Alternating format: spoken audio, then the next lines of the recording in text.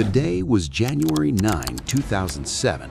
Steve Jobs walked onto a stage in San Francisco, looked out at the audience, and said, "This is a day I've been looking forward to for 2.5 years. Then he told them Apple is about to introduce 3 revolutionary products: a widescreen iPod with touch controls, a revolutionary mobile phone, and a breakthrough internet communicator. He repeated the 3 things slowly. A phone and an internet communicator. An iPod. Are you getting it? These are not 3 separate devices. This is one device." The audience lost their minds. What Jobs held up that day was just a black glass rectangle with a single button at the bottom. No keyboard, no stylus, Yuck.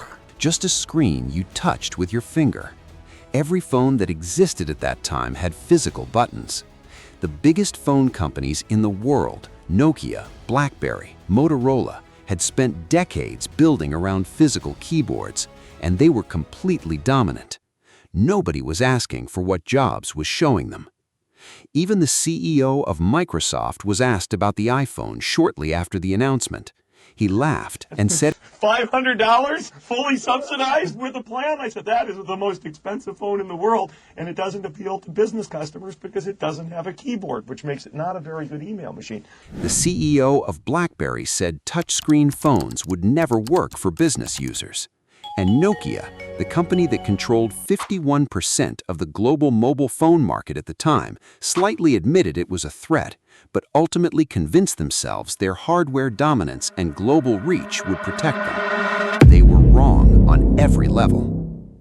Remember, these CEOs were running the most successful phone companies on the planet, but they weren't able to see what Steve Jobs had seen years ago, even after he announced it. But they were going to pay for it. They just didn't know yet. Within a year, Apple opened the App Store. Suddenly, any developer anywhere in the world could build something and put it in the pocket of every iPhone user on the planet. Entire industries were created overnight. Uber, Instagram, WhatsApp, none of those companies exist without the App Store. Nokia went from controlling the global phone market to being sold off for almost nothing within a few years.